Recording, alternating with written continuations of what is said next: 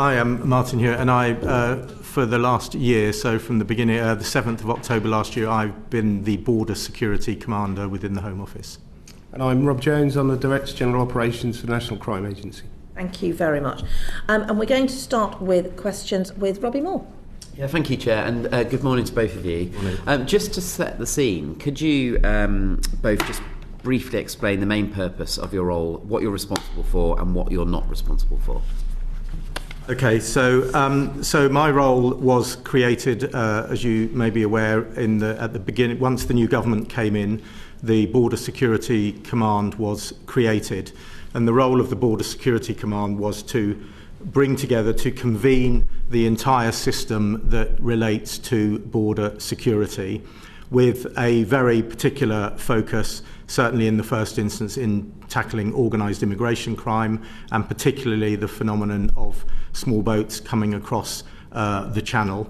And my role is the role that didn't exist before, to have the responsibility across all of HMG assets that have an interest in a secure and effective border, either an interest in that or play a role in that border. And my responsibility is to bring that system together in order to deal with the issue of organised immigration crime and particularly small boats, with the primary mission being to undermine the criminal business model that the smugglers are using to come across the Channel. Okay, thank you. And just what unique actions do you feel that your role has actually enabled in the past year since taking up position? So, for the first time ever, as to my understanding, I have brought and continue to bring together all government departments that have a role in a secure and effective border, and also other agencies that are relevant. So, clearly the National Crime Agency are a key partner, but I run a border security system leadership board, which I started doing fairly quickly after starting. That brings all those government departments together. Every government department has a role to play, particular focus on working very closely with FCDO, which we have been increasingly doing during the period of my tenure. It also, as I say, National Crime Agency, the Crown Prosecution Service, policing in the form of the National Police Chiefs Council forces, plus counter-terrorism policing, and UKIC are all members of my strategic leadership board. And then what we have created since I started is pulling together a single integrated plan, looking at all of the relevant things that we need to do to undermine that business model and impact on border security. And that is really the concept of Border Security Command, I think, came out of previous ways of dealing with counter-terrorism, and having a central body that has a responsibility to bring together all the various agencies to understand the intelligence picture and the threat, and then be able to manoeuvre those various elements within the system to have the maximum impact that we can. And the single integrated plan that we have created is really to deliver a kind of full spectrum effect across all of the various elements so that we can undermine the business. And I have established that plan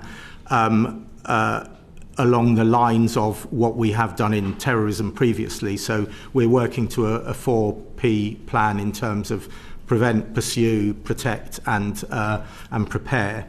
And so that's the way that we're organising the plan.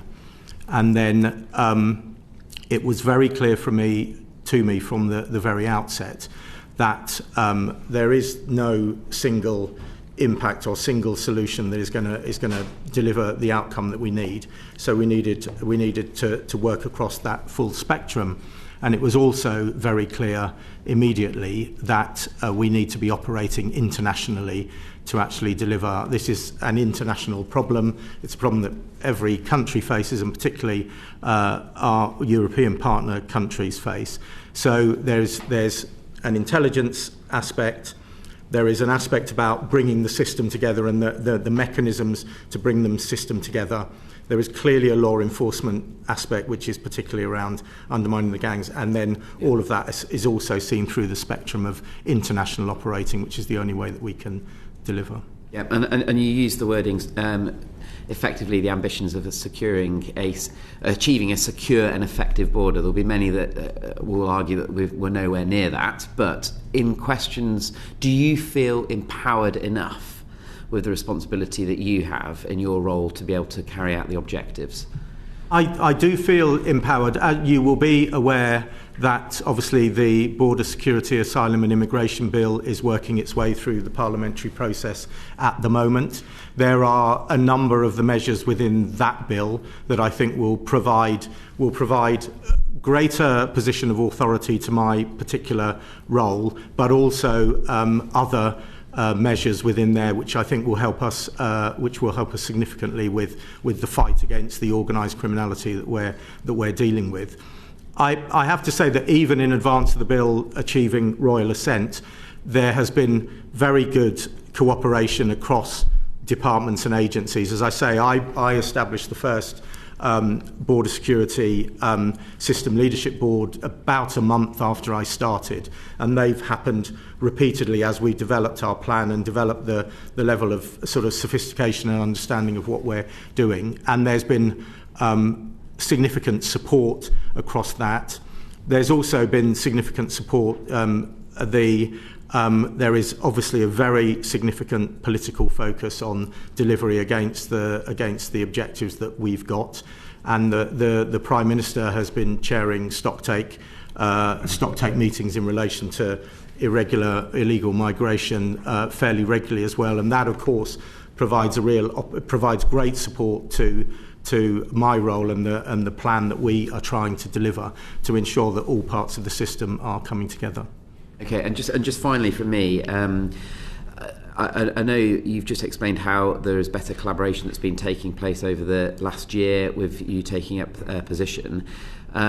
Is that happening effectively and efficiently as you would have anticipated when you took on the role, or do you need additional powers to be able to facilitate what your objectives are right now?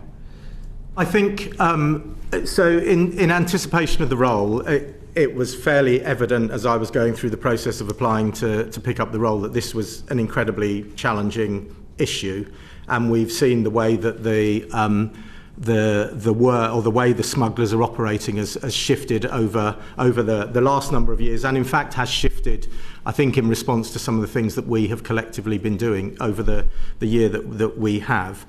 I feel that the system is aligned around delivering what we need to deliver, and certainly within the UK, definitely I think that system is there. As I say, my role has been respected across the system. I get high level attendance coming into and working through the various elements that we do, and of course I've described my board. My board is a one-off meeting. It's all the work that's going on in the background between the people within Border Security Command and the people in all those other departments that I think has been delivering. That will be enhanced when the various measures from the bill are achieved royal assent, and I have to say it has been enhanced significantly through the processes that particularly the PM stocktakes have been driving action and from various parts of the system. One of the other points where it's is a challenge is obviously much of the work that we need to do to deliver is being delivered internationally. So what has been really critical from my perspective is that ability to engage very effectively with other countries, and particularly those countries that are especially relevant in this work. Now, in that regard, what's become really apparent to me is achieving movement with the other countries needs very much that political leadership and the political drive, which I've seen repeatedly with both the current and the former Home Secretary and with the Prime Minister. When my job was being announced, I was with the Prime Minister in Italy talking to a range of partners within Italy, and there's been very clear signalling to international partners the role that I have and the convening role and the significance of the role that I have. And then obviously working at an official level as well, that I've been able to establish really strong relationships with the key countries, and a lot of that often has been on the back of actually first visiting those countries with either the Home Secretary or a minister or indeed the Prime Minister, because I think getting that level of credibility into the other systems. The other international point that I think has been really key, and you know, in answer to your what's happened in the first year, in March the Home Secretary and the Prime Minister was present, but the Home Secretary ultimately hosted an international summit at Lancaster House, which was a border security summit with a real particular focus on organised immigration crime, and we had 50 odd countries attended that meeting, where there was, the first day was a ministerial meeting, so the Home Secretary chairing with her counterparts in those other countries and looking at how we can work collectively together there. And then the second day was a very law enforcement focused day, which was chaired jointly by myself and Graham Bigger, the Director General for the National Crime Agency, with our contemporaries from all of those countries. And that included, that was a worldwide, it was not simply European countries, it was worldwide. So that I think was really key in ensuring that is worked. And for example, yesterday, again in Lancaster House, I was in Lancaster House yesterday, where the Home Secretary was chairing the meeting of the Balkan countries, the Berlin process, which had started back in 2014, and we were there yesterday with the interior ministers from all the Balkan countries. The Balkans is one of the key routes of movement for the migrants to come through, and it's really important that we're working closely. And that meeting yesterday with the ministers,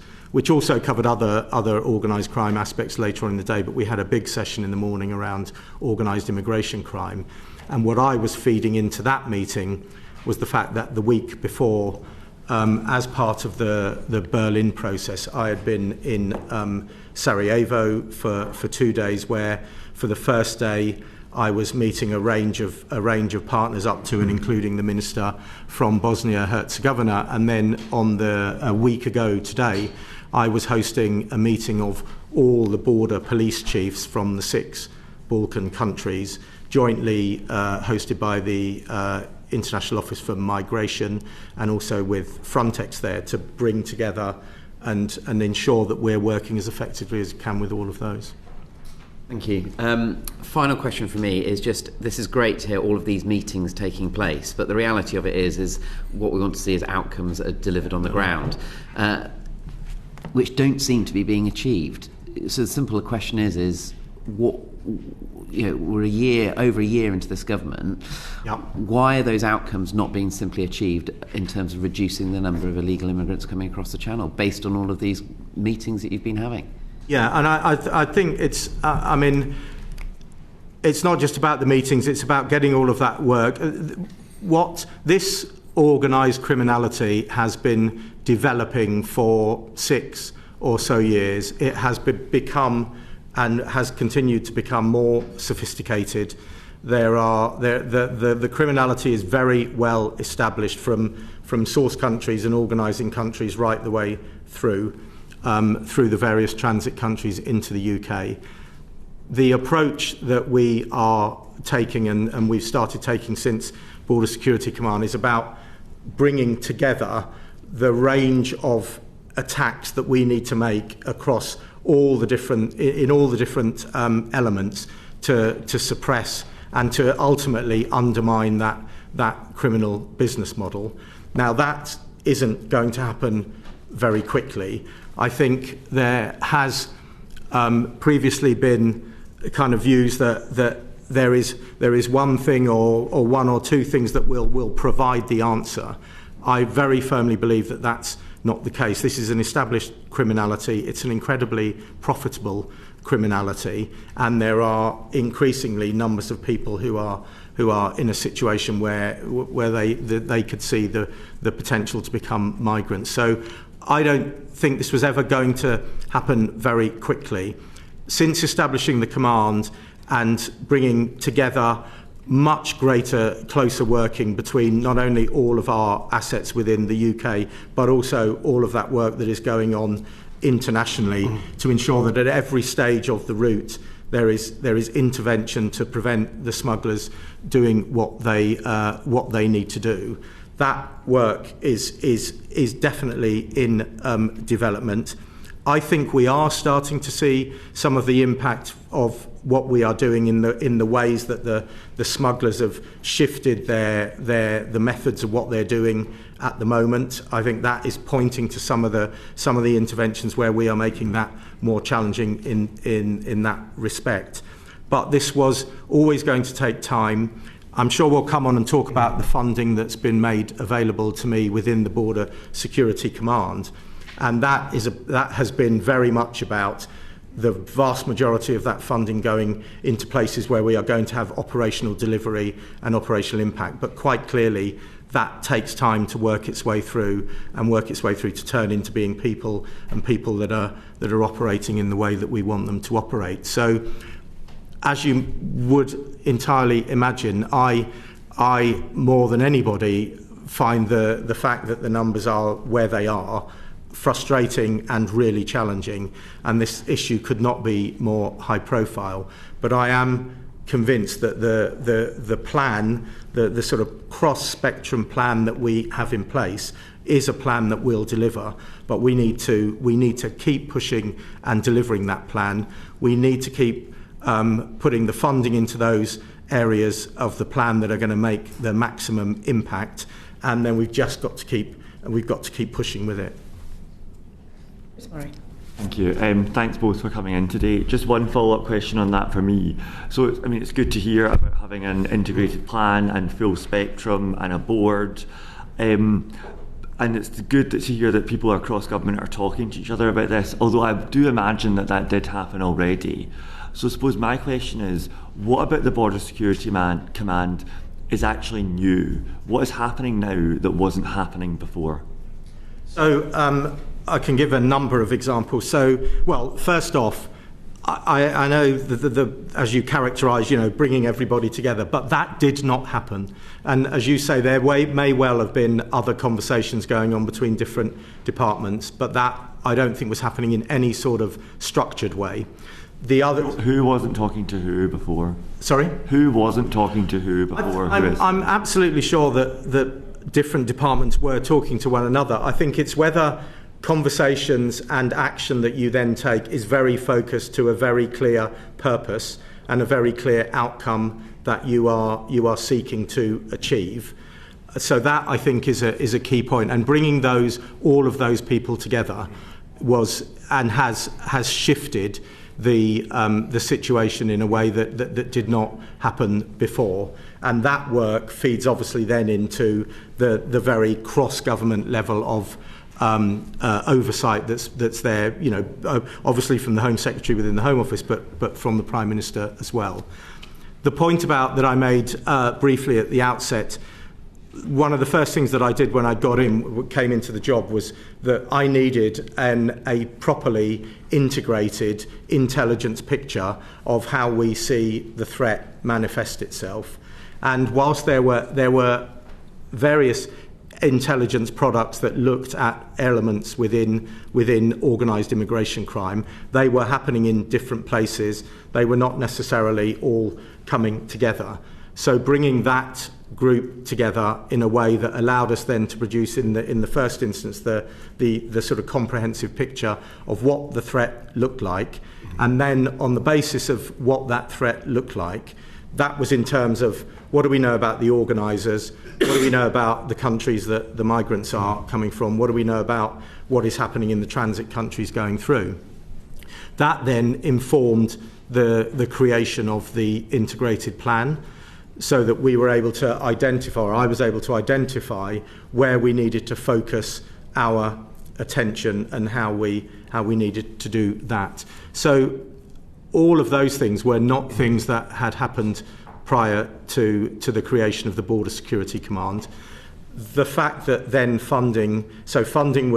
there was an amount of funding that was immediately put into the Border Security Command, and then after I had arrived, that funding was increased for the sort of 24-25 year, and then subsequent to that, within the current year, there's been an additional 100 million from the HMT have provided from the reserve to allow us even further to accelerate some of the work that we are putting into place. So I think all of that is a change, and of course one of the other elements that will come out of the command is that and certainly once the Act has received royal assent, I will then be accountable to Parliament in terms of the plan that we have and the priorities that I set, and then I will report back to Parliament on how effectively those priorities are being delivered.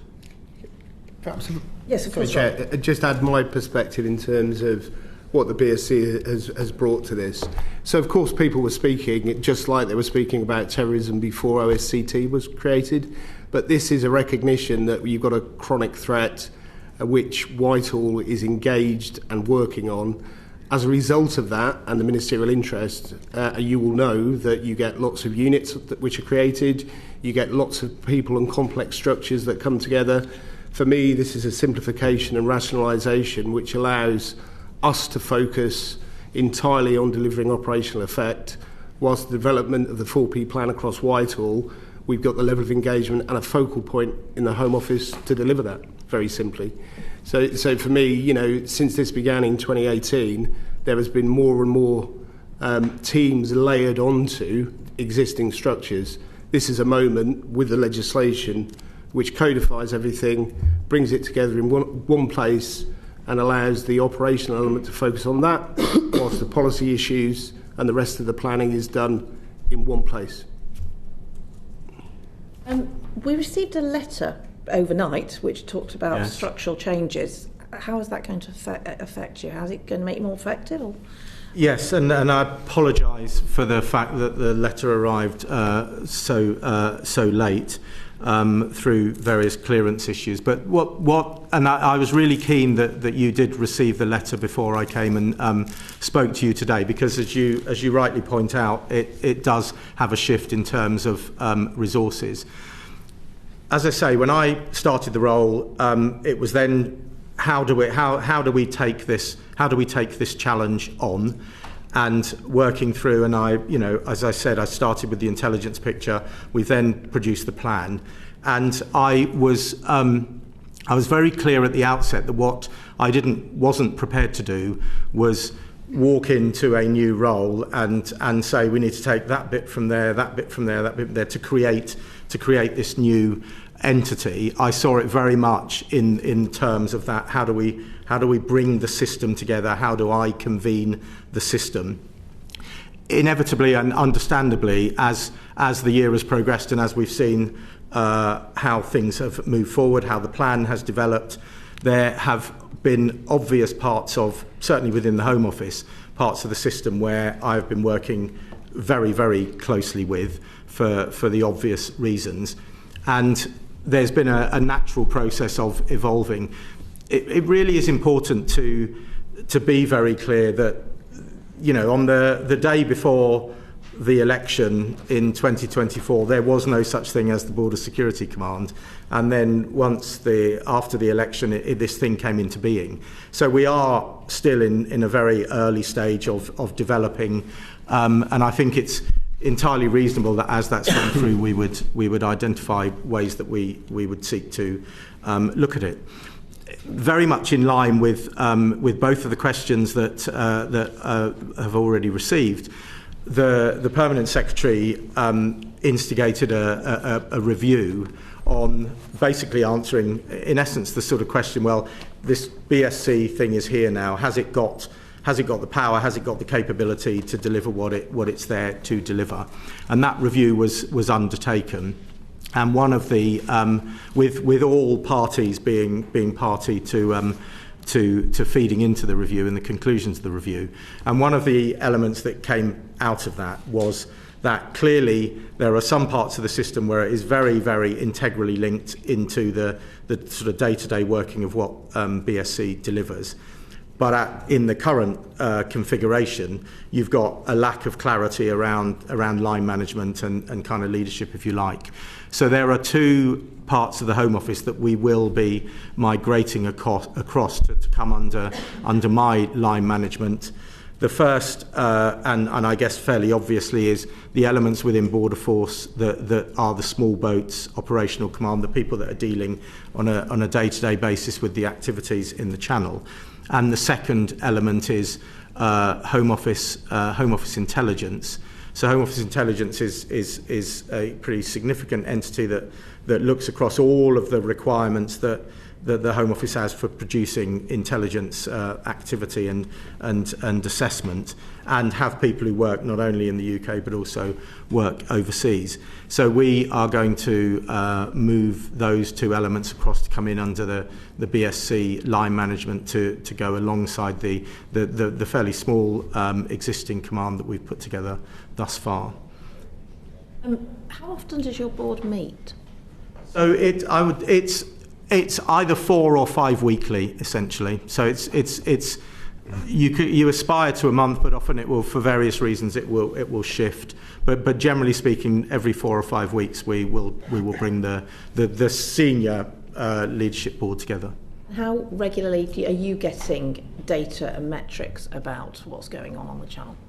Every day. As you might imagine, my phone pings 4 times every day to tell me precisely what activity is in the water on both the UK and the French territorial waters.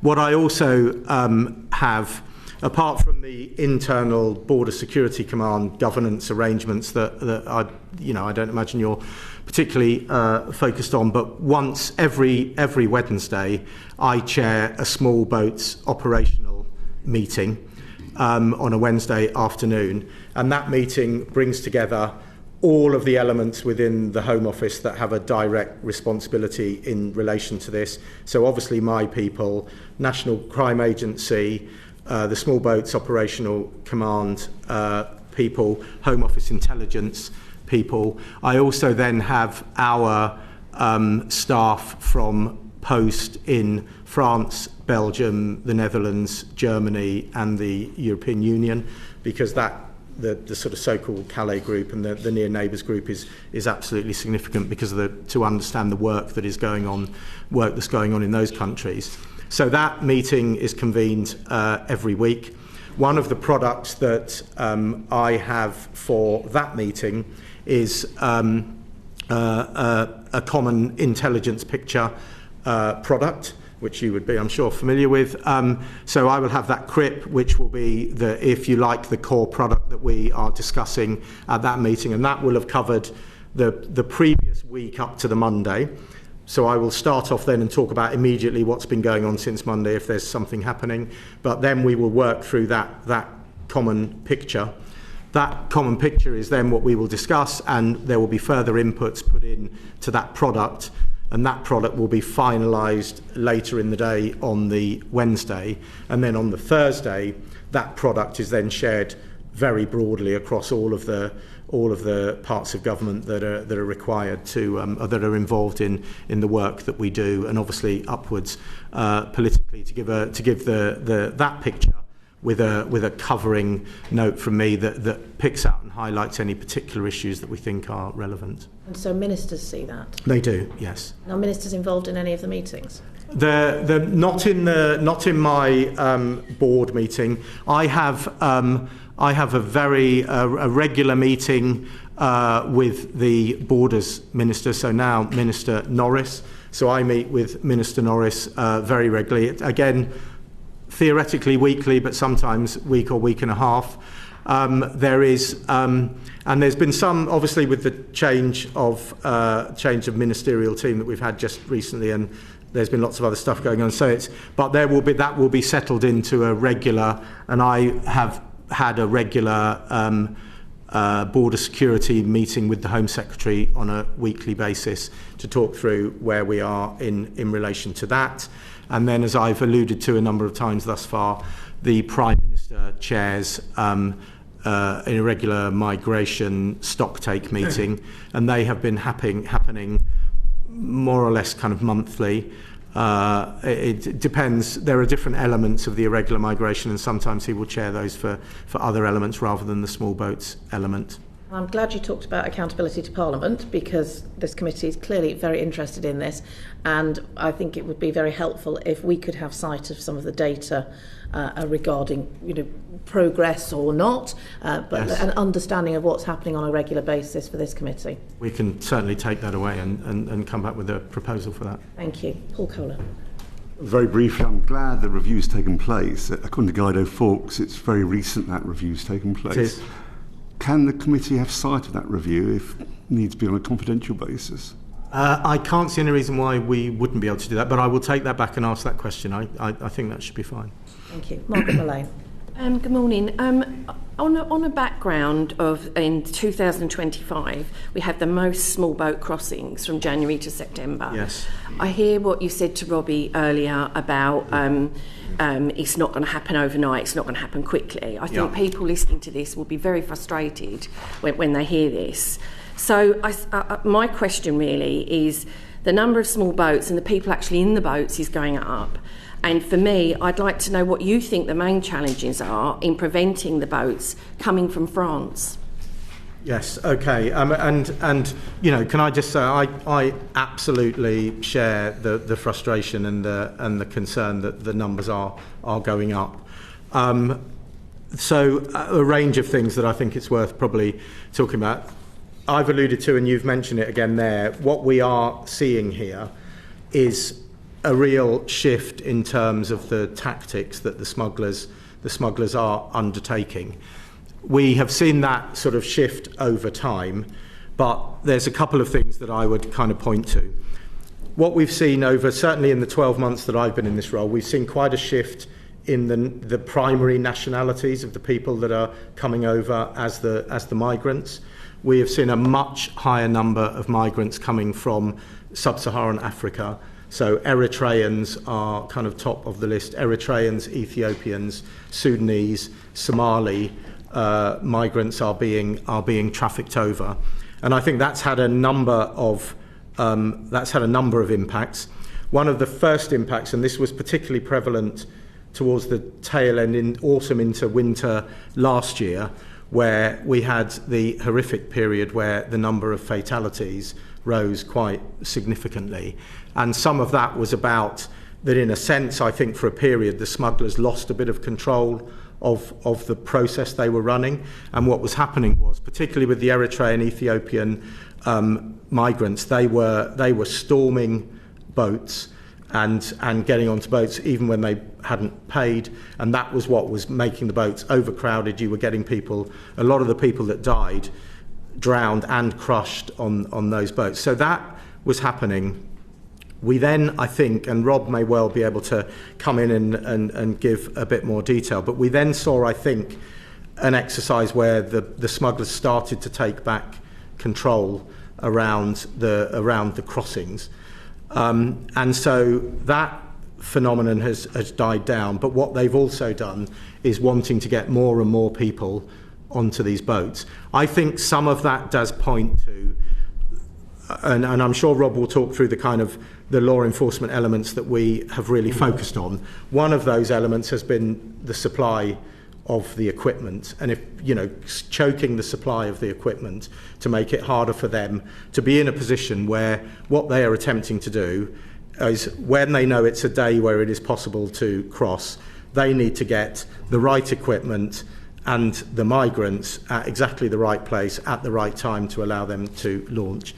So I think what we've seen there, but what is also, and you will have no doubt seen it in the media, is the shift to this taxi boat methodology. So previously what we saw was the boat would be loaded up with the people, it would attempt to launch from the beach. What we're now seeing, because of the numbers that are on the boats, and the average number this year has been 61, but we've all seen examples, and many of those have been in the media, where that's been considerably higher. it's impossible to launch that boat on the beach. So they've created this taxi boat concept where the migrants will wade into the water, the taxi boats will come along, and the migrants will then. And what we've ended up there is obviously with some of the numbers, and I think the highest we've had latterly is 125, which is extraordinary and incredibly dangerous for those migrants. So all of that is. So I think it's worth Rob talking about the various elements just before Rob comes in, it's kind of with organised crime though. We've had presentations before, and they were talking about the boats and where they were storing the boats, and they've changed their operation. And then we were told they were getting people paying them to go up the motorway to Germany as well. So that's always going to change, and organised crime is always going to it's going to be difficult for you to combat. So I'd be interested to know from both of you, once Rob has spoken, what do you think is the most effective way, and are you really reliant on France, is what you're saying here? So, I mean, I think perhaps I'll let Rob talk about the organised crime, but I do want to talk about France, because I think it's really important that the panel understands the work we are doing with France and the relationship. So thank you. So your point around if you just apply pressure in one area, the OCGs will adapt and then they will work around that problem is exactly the point. And so we have moved over the last year to broaden our effort against to produce concurrent effort in numerous areas. So whereas traditionally you would just pursue the people that are involved in facilitation, who are committing the offences to bring people illegally to the UK, we've looked at the business model and developed that thinking to create 5 main lines of effort, which we think are the ingredients where wherever you move, you're going to encounter law enforcement and you're going to encounter pressure. And to summarise those, one of them is illicit finance and the way that the Hawaladar system works for payments to move across and through the value chain. That's both migrants and equipment supply. The other one is social media, which plays a massive part in this. You know, since 2021, we've taken down 23,000 accounts. That is just whack-a-mole. We actually need to deal with the people behind those accounts, and that is something that we have begun to do at scale. The supply of equipment and engines is a really important point, because much of what we're tackling here isn't unlawful to possess. So if you are tackling a shipment of drugs, you can seize it. If you are trying to interdict a shipment of equipment, you need to show it's linked to the criminality in a conspiracy. Otherwise, you've got no powers of seizure. Although some of this equipment is in breach of safety regulations, and there's more work to do, I think, in terms of criminalising the bespoke equipment which is used in these crossings. There's other parallels for this, where on the Iberian Peninsula, in terms of drug trafficking, go-fast vessels which have 4 300 horsepower engines, specialist hulls. Law enforcement pursues them with a regime that regulates them, and ultimately people involved in their supply can be guilty of criminal offences. That type of approach around equipment is something that we need to look at with bespoke equipment, because the large vessels we see from 8 metres to 12 metres that are made out of substandard material are only made for this. There is no legitimate purpose for these. So in addition to the finance, the equipment, which also includes engines and improvised life jackets, which are substandard and dangerous, we also look at the people that are involved in moving large numbers of migrants. So our Operation Wire Worker is an example of that, of an individual in the UK who was moving thousands of people from Libya into Italy. By taking that individual out, we saw a reduction in those flows in terms of general maritime. Does someone fill his place, though? So of course, people will fill their place, but it takes time. But my point is that if you just do that, then somebody can take their place and you don't sustain the effort. If you sustain the effort against all of those lines of effort and they're resourced in the right way, you'll begin to have impact. And finally, and this will probably link in what Martin's going to say about France, the people that are in northern France, who are largely Iraqi Kurds, some Afghans, some Syrians, who are the people that do deals with people that want to travel, if you like, the fixers at the last stage of the journey. We're doing much more to provide as much intelligence as we can to the French on those individuals, But of course we are reliant upon a judicialised response in France for those people to be arrested. But what we can do with the capabilities we have and are now available to us is produce more and more information for the intelligence to work jointly with the French. And we have a joint unit in France which has been working on this since 2021, which has resulted in the dismantling of 54 organised crime groups and 300 arrests. But that package needs to be deployed. It isn't just one thing. And when you're under pressure with a problem like this and a chronic threat like this, the temptation is to look for the one thing that will be the silver bullet that stops this. And our experience over the last 3 years is clearly there isn't just one thing, and you need to keep applying that pressure, particularly with the organised crime. Yeah. So clearly, as you point out, the relationship and working with France is absolutely key. Every one of these migrants is getting on the boat in France.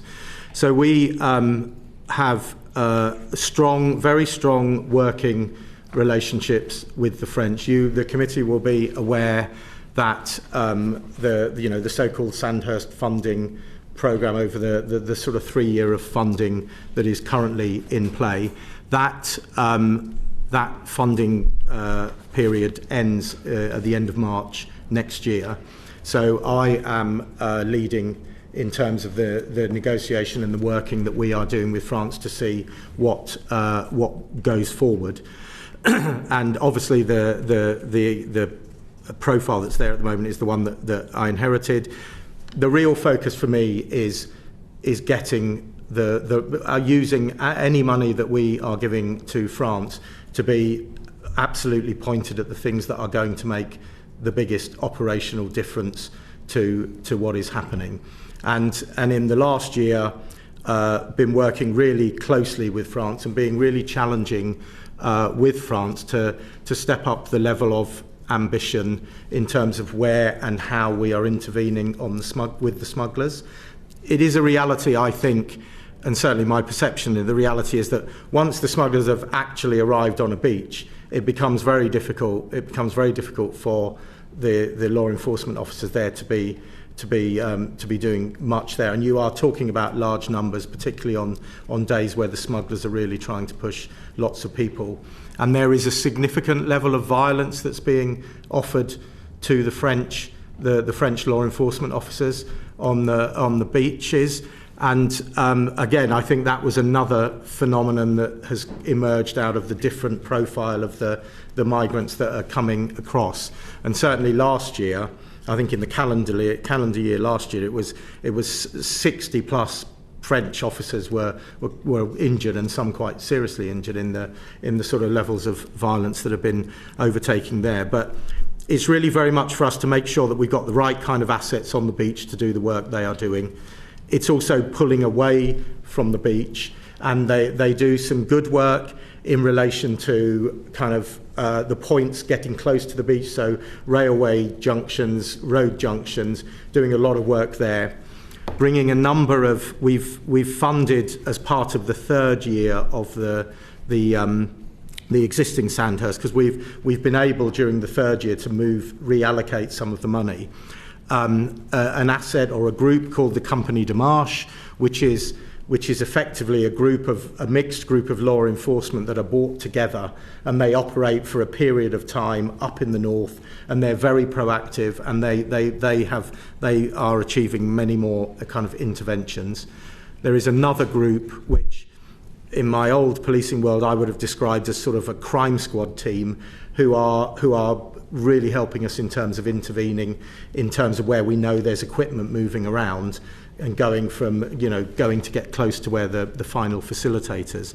So really keen to support those. We do a lot with them in terms of technology to help them. So drones, some of the technology to use in and around northern France, but also the drones and the other surveillance technology, working with them in relation to that. And there's probably two items that I think are particularly worth mentioning. In relation to the taxi boat tactic, one of the things that we have France have gone through a process of refining and developing new maritime tactics. which are tactics that they can use on the water to intervene with vessels before the boats can get going, because clearly once they're in the water it's very difficult for land-based officers. So they have worked through the process to create a new maritime doctrine in France, and we await that being deployed. And my understanding is that should be, they're having to work through various legal processes to ensure that the officers that are undertaking that are properly covered. Because as you will understand, any activity in the water is incredibly dangerous, and we're all familiar with the examples previously where there's been numbers of fatalities. So we're working very closely with them in relation to that. And then I guess the other specific French element is the UK-France agreement and the kind of one-in, one-out agreement, which is the pilot, which is in its very early stages at the moment. But again, I think that's a really important development with kind of colleagues from France. Thank you. Yeah, we've got some questions on one in, one out, etc. coming up later, so we will get on to that. I'm conscious of time, and I think we've got quite a lot to get through. So if we can, perhaps more briefer answers would be. Yes, of course. Thank you, Chris Murray. Thanks, Chair. Just picking up on one thing you said there earlier in your answer, you said that earlier this year, as the smuggling gangs had lost a grip on the sort of supply chain, if you like, the pipeline, has led to an increase in fatalities. Does that mean, as you start getting more of a grip in disrupting the smugglers, we should expect an increase in fatalities? Well, go on, you go. So it wasn't the supply chain of equipment. Yeah. This is the migrants that were storming vessels. So this is the people and their behaviour on the beach, which was violent, uncontrolled and unstructured because they weren't paying. They were basically turning up, hiding, and then mobbing those boats as they were launching. And that resulted in crush injuries. The vulnerable on those vessels, which typically women and children, were being injured.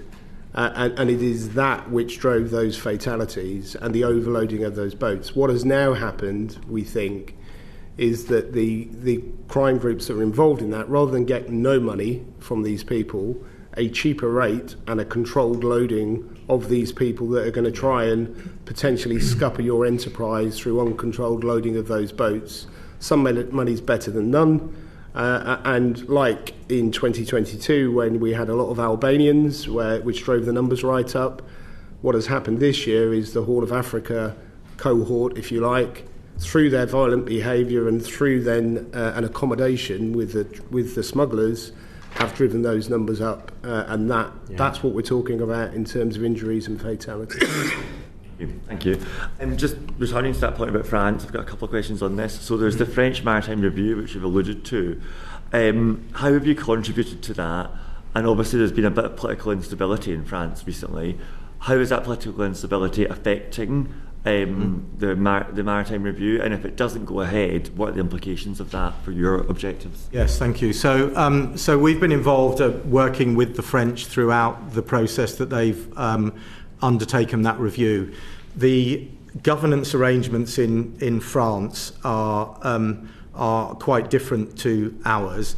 Although most of the work that I do is with the Ministry of Interior in France, and the Ministry of Interior are responsible for everyone on the land, they also have a different setup which deals with anything to do with the sea. So they have a Secretary General to the sea, who is a senior general, and he is the person ultimately who has the responsibility around that. So we've been working very closely with him and his team as they've developed. Clearly, it's their process that they are working through. I was over and met with him in Paris 3 weeks ago to really press the point about how significant delivering this maritime tactic is for us because of the taxi boat scenario, and this was referred to by President Macron at the summit in July when he spoke with the Prime Minister. So it is frustrating that it's taken the time that it has. Your point about the political instability, clearly that has been a backdrop. what I would say is my relationships and my interlocutors within, whether it's in the SG Mayor, the SG Mayor himself, but also within the Ministry of Interior, have remained and remain very strong. In fact, this very afternoon I'm planned to meet with my counterpart from over there. Clearly, and you will again have picked up, we had, or the Home Secretary, the previous and current Home Secretary, had both established good relationships with the Interior Minister, as was. He is not in the new government. There is a new Interior Minister, and obviously I've had, the Home Sec, I'm sure there will be a plan to do that. But my point would be, despite all of that, the close working has continued, and I'm fairly confident that we are able to intervene and influence where it is appropriate for us to do so. Okay, thank you. We've heard about the joint Upstream working group with the French. Mm-hmm. And I mean, this is the same question as I had earlier. So I was a Home Affairs attaché at the Paris Embassy for 4 years. Oh, right. But this doesn't sound new to me. I mean, is this just what we did with the lorries, but replace the word lorry with boat? Is this a new innovation at all? What it was and how it worked back then, I don't know. I'm not familiar with that. I don't think the concept of working upstream is a new innovation. When I took the job over, there had been an upstream working group in place, and what I was told was that the upstream working group was operating at a relatively low level and that it wasn't something that particularly I needed to get involved with. What then happened on the French side is the Interior Minister appointed a very senior figure who's had a long history, senior political figure in France, to basically lead on upstream working in France. And that then changed my decision, and I decided that I felt that if there was that kind of heft on the French side, then it was actually worth going. So I then went and we held the first renewed meeting in Paris with this is a man called Patrick Stefanini, and I went over, and Patrick Stefanini and I have co-chaired that subsequently. And what that is bringing together is looking at the kind of route-based approach that I have adopted, and likewise the French the same, really bringing both sides together, understanding very clearly what we are doing and what we're not doing in each of those areas, and equally where we can do things together. One of the things we are doing in the Kurdistan region of Iraq, in Albania, and in Vietnam is deterrent comms, communications to counter the narrative that the smugglers are providing. And we're now in a process where we're actually doing some of those jointly with the French as well, and the French have put money in to allow us to do that. So I wouldn't go so far as to say it's a completely new innovation. I think the energy that has been put into it, the structure that it's got, the clarity of the plan that we are trying to deliver, I would say is very different to where it was. Okay, great. Thank you very much. So it's having operational outputs. Yes. So next question is, what do the French ask of the UK? There's been a number of announcements that have come out of the government recently, things like ID cards, things like changing refugees' family reunification rights. Are those things the French are asking us, saying this is a pull factor? And is that where these ideas come from? What do they ask us? So I think those ideas, in and of themselves, there are advantages to those, but there is no doubt in every country that I've been to since I took this job over, and definitely it is a narrative in France, is the narrative around the pull factors. It's the narrative that there are things about the UK that are causing the migrants particularly to want to try and come to the UK. Now you will all be aware that the number of asylum seekers in most, in our major European neighbours are actually, higher than the numbers in the UK. But nonetheless, all will talk about as you describe, and they would describe the pull factors to the UK. So I think there is a whole range of work that's being undertaken within, primarily but not exclusively within the Home Office, to really identify ways that can be addressed. We're going to come on to more on the pull factors later again. And just one final question on that point is, do the French, one of the consequences of Brexit is we're no longer in the Dublin system. We've been to meet asylum seekers in asylum accommodation here who tell us that they understood that we're not in the Dublin system and they can't be returned through it, and that was part of their decision making. Did the French government say that to us as well? What's their perspective on us no longer being in Dublin? I think there's no question that the lack of an ability where there was a lack of ability to return is a factor, so people would say that. Belle Riviera Addy. Thank you, Chair, and thank you to yourselves too. I want to ask some more questions about the one in, one out treaty with France that you had started explaining about. Could you explain what your role is in the deal and what lessons you're learning from the one in, one out? So this was something that I've been part of the sort of designing as the idea first emerged, and it really very much was, I guess, getting to that point about the ability to actually have people able to move people back to France. So was involved in those processes. One of my other the way that we've decided to manage that. One of my other colleagues within the Home Office, one of the other Director Generals who leads on the sort of broader migration, has been kind of leading, and the way that we will work this through is once the pilot is up and running effectively, then that will then come across, and the sort of management and ownership of that as it moves forward will sit with me. But we've worked through, and the concept very much was twofold, really. One being, it is providing a situation where an asylum seeker or someone who arrives who is inadmissible can be returned to France. And that has not been a situation that has existed thus far.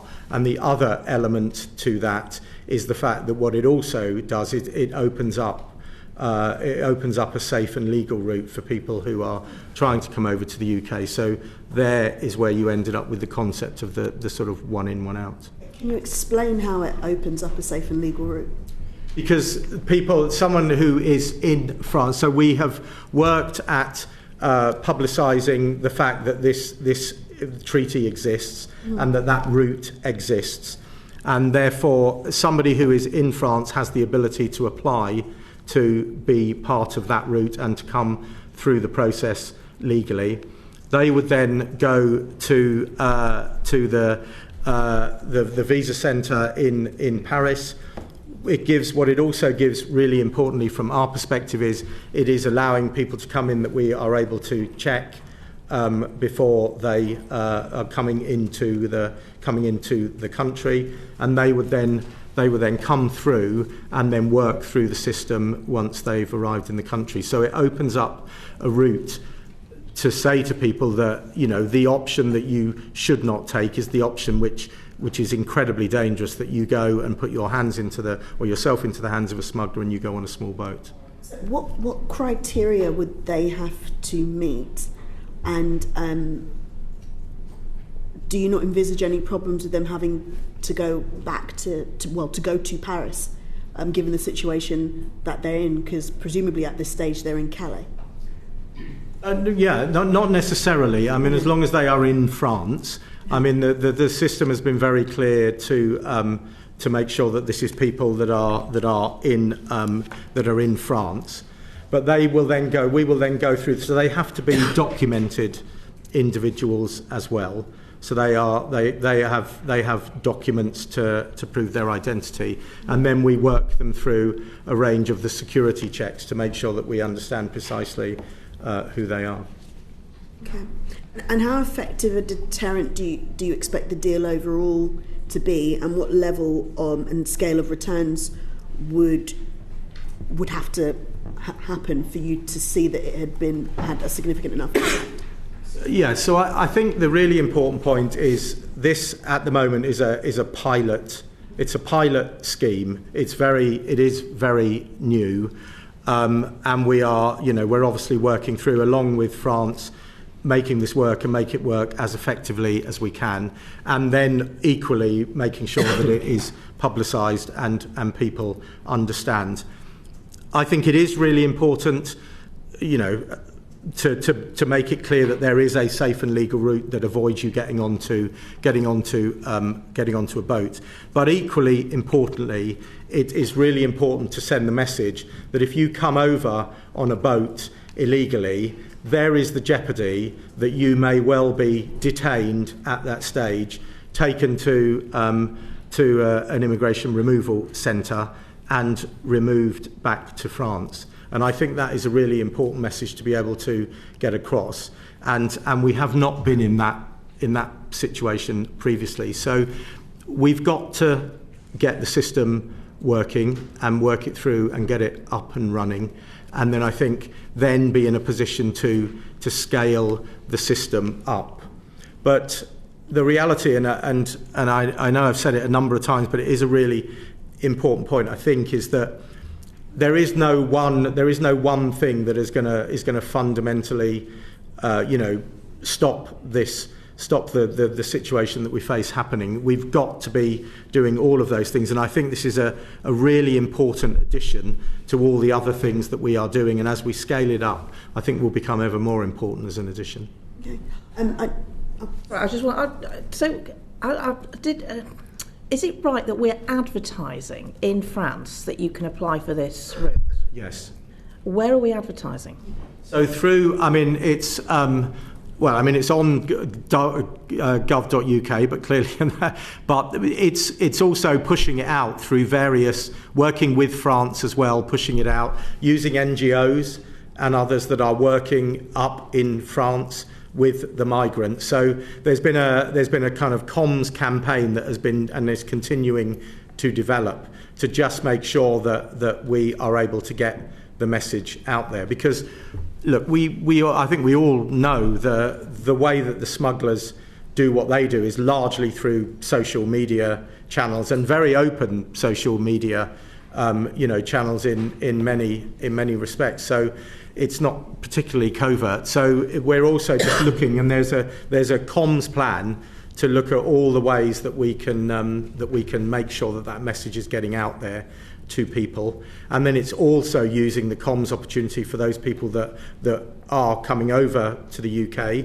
There's comms opportunity there, because so much of this is getting the message out through the sort of communities, that people will understand that you've got this opportunity to come across legally, but equally there is the jeopardy that you might end up being pushed back if you come over illegally. And it's really just another tool to try and stop people taking the decision to get in the boats. So when people apply for this safe and legal route, and which is interesting because both the former Home Secretary and the Prime Minister both rejected the idea of safe and legal routes when we put it to them previously, but are we processing their asylum claim in France and are confident when they come to the UK that they are granted asylum, or are we waiting till they get to the UK and then there's a possibility they won't be granted asylum? Yeah, then it's not being granted in France. The process that will take place in France is the process to ensure that we've done the relevant security checks to then bring them over. Then when they come over, they will go into the situation of the application process there. They'll go into asylum accommodation. Yeah, and they'll go into an application process there.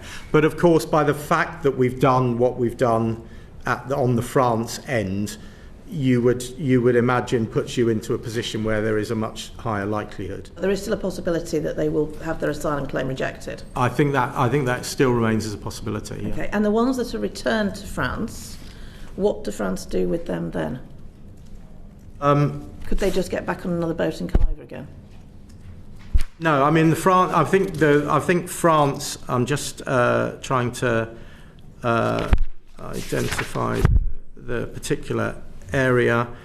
I probably will need to come back to you precisely on what I don't want to speak on behalf of the French, to be fair. Appreciate so it. I think I'll come back, but we can certainly come back and give real clarity on that. A risk. I mean, so these are people who we've not done any checks on. Presumably, we just send them straight back to France. They could just get on another boat and be back over before we knew it. Well, we will have processed them at this end when they first arrived, right. And we will clearly know then that they have been removed back to France.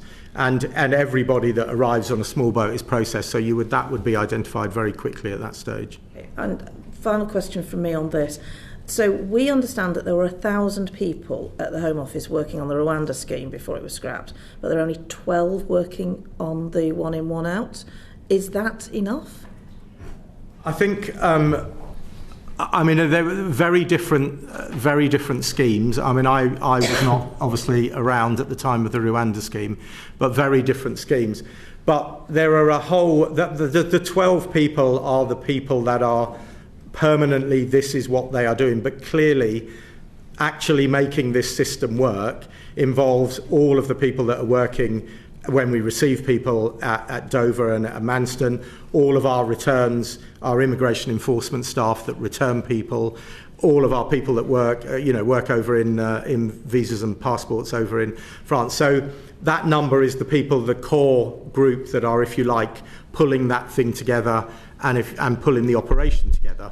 There are a whole host of other people that clearly are working directly in actually making it happen. Thank you. I'll come back to you, Belle, but Paul Kohler and then Chris Murray. Just a very quick question. This small number who might get sent straight back, what criteria are applied as to who you pick from the vast numbers who aren't going to be sent back?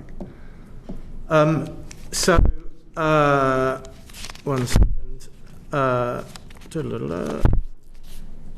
I mean, sorry. I'll come back to that. I'll come back to that when I can just find the point on there. There are criteria there. Yeah, of course there are. Yeah, there are criteria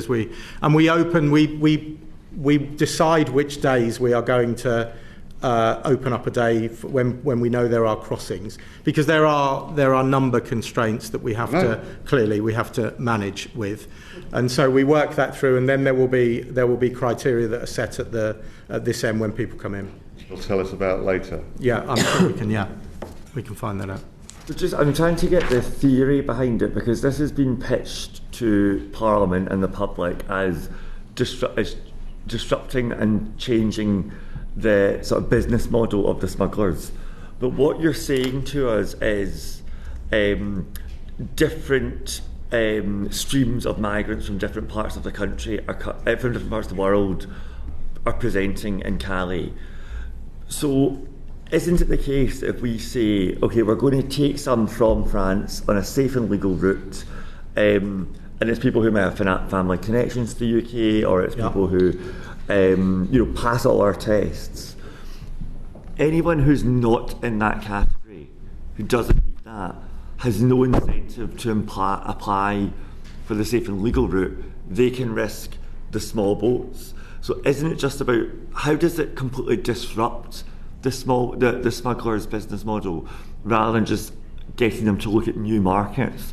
Because you're telling us that kind of new markets of illegal migrants keep cropping up in Calais as the patterns change. Mm-hmm. I mean, just a brief point on the people that do cross. Unfortunately now, people who potentially could qualify for that are getting small boats crossings. So we have seen throughout this, as it's grown, families who have paid significant amounts of money to do that.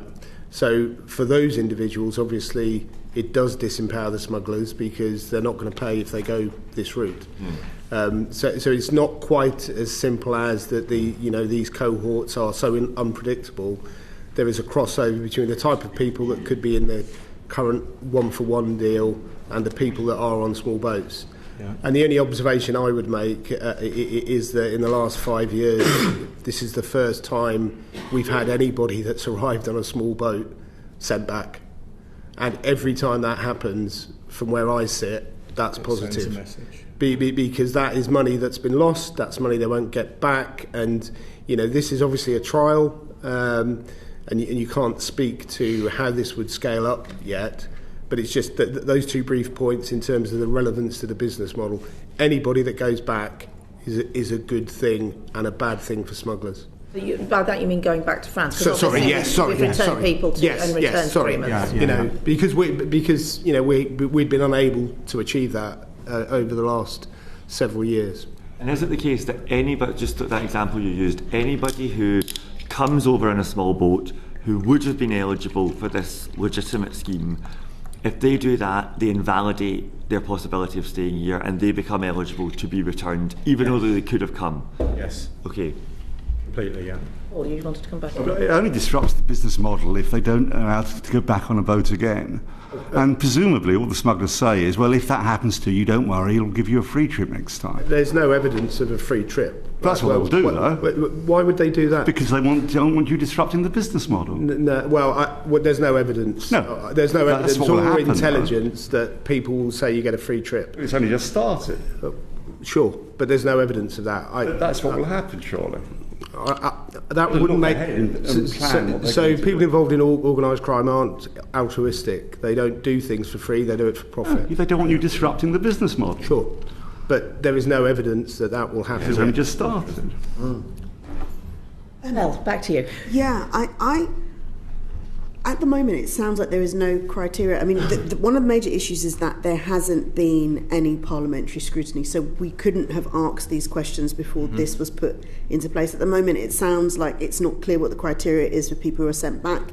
It's not clear that there was a safe and legal route, or what the criteria is to enter this so-called safe and legal route, or whether or not we would consider it a safe and legal route. So with the Chair's permission, could we please ask for more detail on this, like a full written, I suppose, detail as to what exactly the scheme is, and in terms of who can apply, what checks are required, because it even seems a bit complex. So it's just identity checks, but then presumably somebody can't enter the country without a visa, because that's not how we operate on our borders. And the only way they do enter without a visa is if they're doing something like a small boat crossing. So how do you check that? At the moment, it all seems very, very unclear. And I'll go back to provide that. Yeah, if you could, I think that'd be very helpful. But I'll go back to the parliamentary scrutiny, because you have talked about being accountable to Parliament. I think that's important. And the treaty wasn't subject to parliamentary scrutiny at all. And do you think it was the right decision to bypass Parliament to secure this agreement? I think the treaty is very important. It's an important step change in terms of our arrangements with France, and as I've said, the potential to return someone who is inadmissible. So I think it is an important. And I think that's probably a question for ministers as well. Thank you. It's currently under legal challenge in France, the treaty. Do you think it should be suspended while legal proceedings are ongoing? Does that affect your work in any way? I don't obviously know the details of the legal challenge in France, and that would be a matter for France to deal with. But certainly I think it's we are carrying on, and we will carry on as we are, unless the legal challenge changes that. Okay, and since the treaty came into place, we've seen 26 asylum seekers sent back to France. One has left France soon after arriving, and they don't know where this individual is. Right. Are you particularly concerned about incidences like this, and what provisions have been made to ensure that something like that isn't a common occurrence? In terms of not knowing where that individual is? Yeah, or in terms of people being returned, and you know, as my colleagues have said, yes, potentially just coming back again. Yeah, the coming back again, as I've said, everybody who, if they were to come over on a small boat or by any other we will be checking them. So therefore, if someone is someone that we have returned, then clearly that would become apparent very, very quickly. So, can we return them again?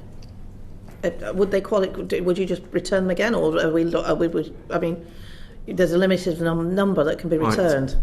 Yeah, we'll have to provide that, I think, as part of the answer to you, because I'm not sure. That's not a particular circumstance we looked at. It's early days, we know. So it is very early days. Going through the and I do think we do. It is very early days, and the fact that we are for the first time in a place where someone who is inadmissible can be returned to France, and the fact that we are in a place where there is an ability to offer somebody an opportunity to avoid going into a small boat, then I do think that is a positive place, but it is very early stages in the pilot. And I want to ask some questions about the border security, asylum and immigration bill, and how it might affect your day-to-day work moving forward.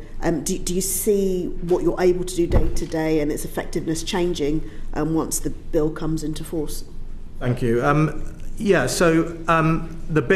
bill has kind of four kind of pillars to it. I think the first one we covered off a little bit at the beginning. Obviously, the sort of statutory position for my role does give that, as I said at the beginning, I think that I've had pretty good cooperation and working with all parts of government and the other agencies, but it clearly makes that clearer, and in terms of the sort of due regard element.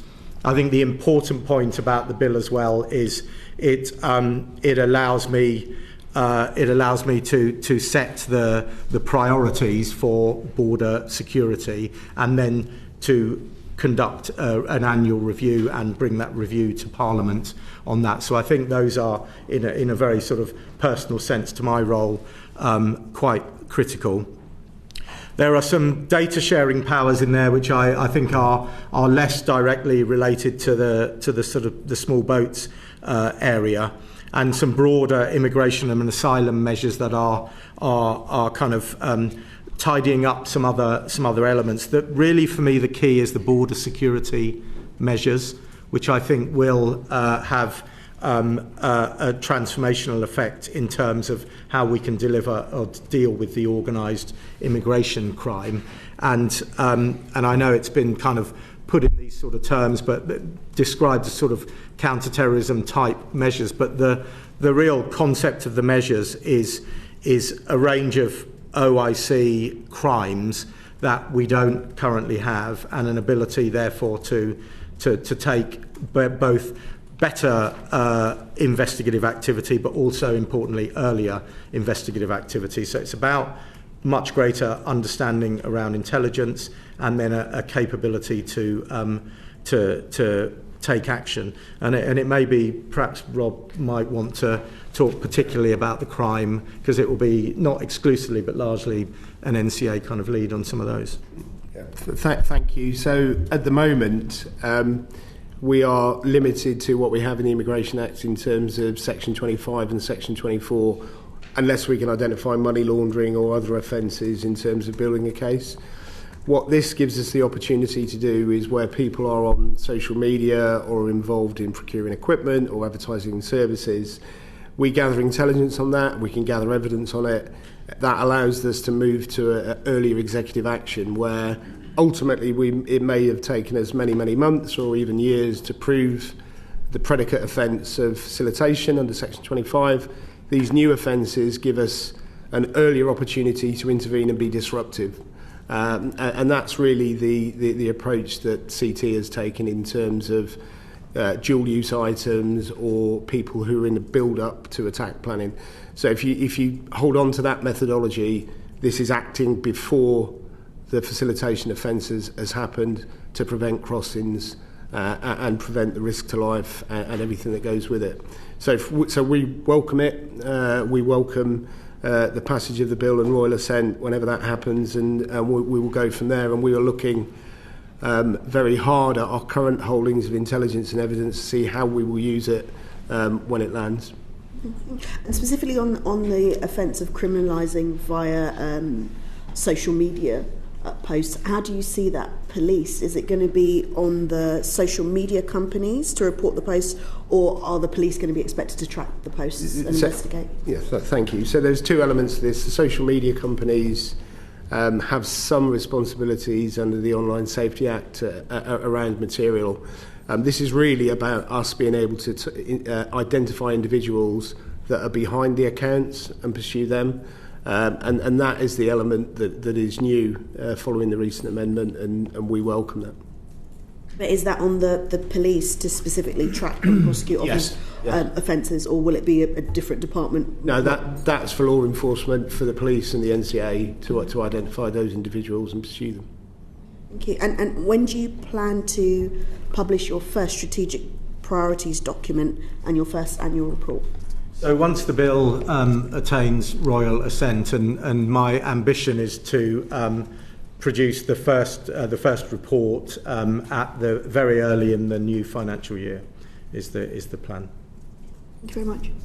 So it's clear that you see the one in, one out and returns arrangements as a deterrent. That is a deterrent.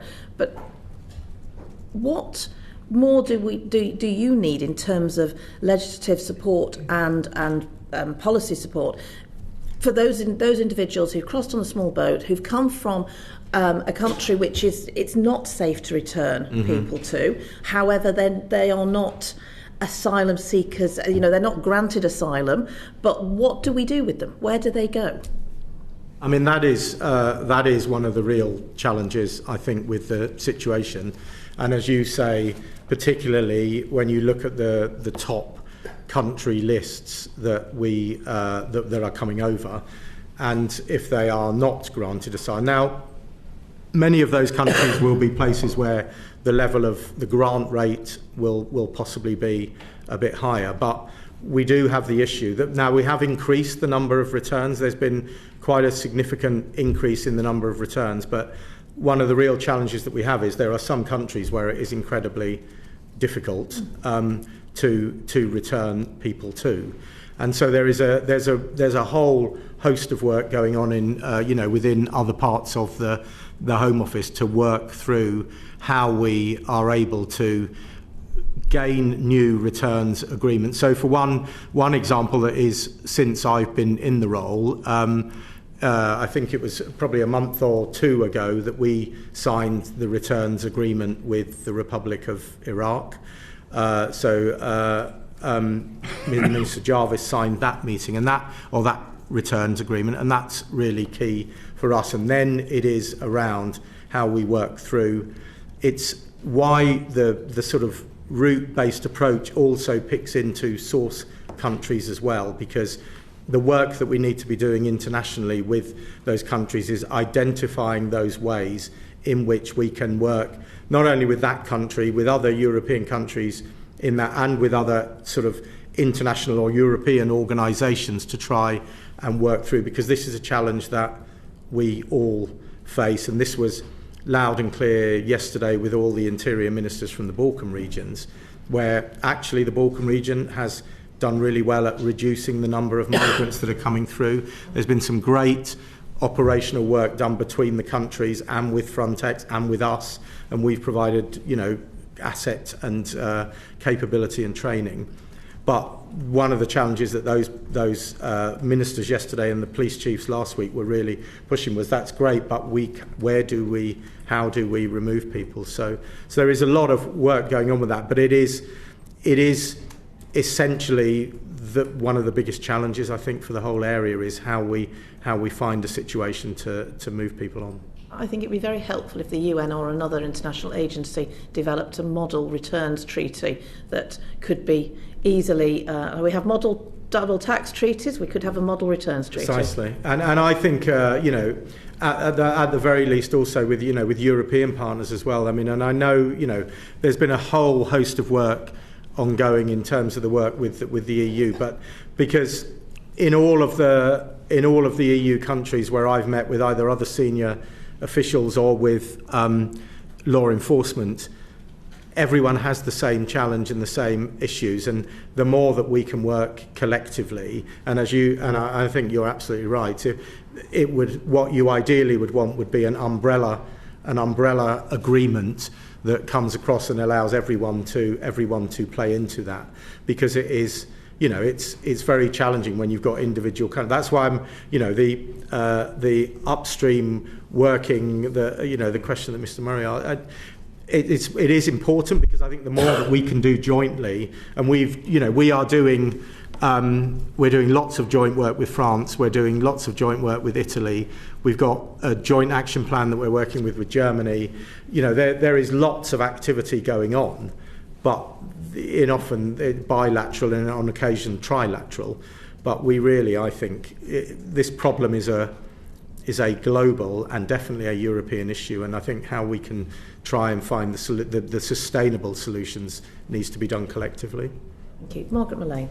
Yeah, my question's about agency working together. So you've said a lot this morning about that. Yes. So my question is around on the small boat crossings. How much of a priority is it for all the departments, all the agencies, and is there any duplication of work? And how high on their list is this the small boats really?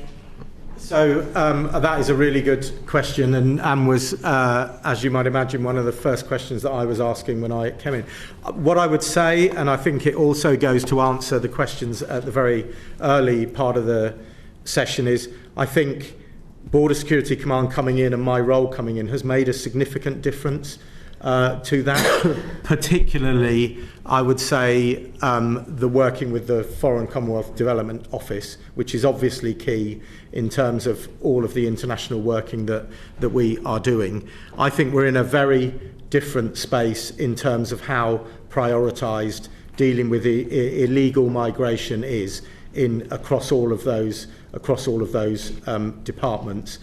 I know how high it is now in the Foreign and Commonwealth Office, and of course the fact that the former Home Secretary is now the Foreign Secretary, and she was, obviously leading on all of this in the Home Office. I think that is in a different space in terms of where we are, and I would reference again the stock take processes that both at the Cabinet Secretary level for officials and the Prime Ministerial level for politicians around all of this has placed a real emphasis. I don't think that the Home Sec, the Foreign Sec, and definitely the Prime Minister could be any clearer on the prioritisation and the expectation there is. So I'm really encouraged by how that has improved. Yeah, I mean, I have no doubt with the Prime Minister and the people you've mentioned today, but with the actual departments, how would you measure that really on the priorities? Like at the very top, you're quoting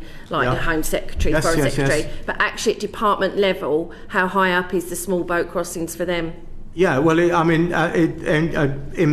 in the Foreign and Commonwealth Office, it is very high up, and they are in the process, as we speak, of reorganising to have a much stronger migration-focused team. It all comes back again to the sort of single integrated plan that I referred to, which is the way that I will be measuring our performance as we go forward. And that integrated plan, the elements within that plan and the things that we are measuring are not exclusively Border Security Command or Home Office. They are cross-government. There will be different parts of government that are delivering against that. The other place that I bring all of that together departmentally is when I have the Director General level individuals from all of those government departments coming into my system leadership board. And certainly once the Act has achieved royal assent, then formally at that point I will set the priorities for the border security system, which clearly will be focused around OIC in this instance, and that then will be the other mechanism by which I'll be able to measure the level of accountability and the results that are delivered. Do you think it would need to get to that point before you'd be aware of any duplications? I think there is always a danger that there is going to be duplication, and certainly one of my objectives throughout has been to minimise that and reduce that down. I think Rob made the point earlier that when something becomes a priority, lots of people want to demonstrate they're doing something about it, and the danger is that you actually diffuse the impact. So I think that is one of the objectives, and I genuinely think one of the advantages of creating the Border Security Command and the Border Security Commander role is that it focuses that in, and the responsibility is clearly to me to be able to make sure that we are eradicating that duplication. We're not wasting effort, and that it also takes you to, where we want to rationalise lines of command around things, because we need clear accountability, and that's really key from my perspective. Do you think, though, that there might be a danger that because the command has been set up, that some parts of the department are saying, well, that's all right, that's their job now, and we're off doing our own thing? I absolutely think that's a danger. But I genuinely don't think that is what is happening.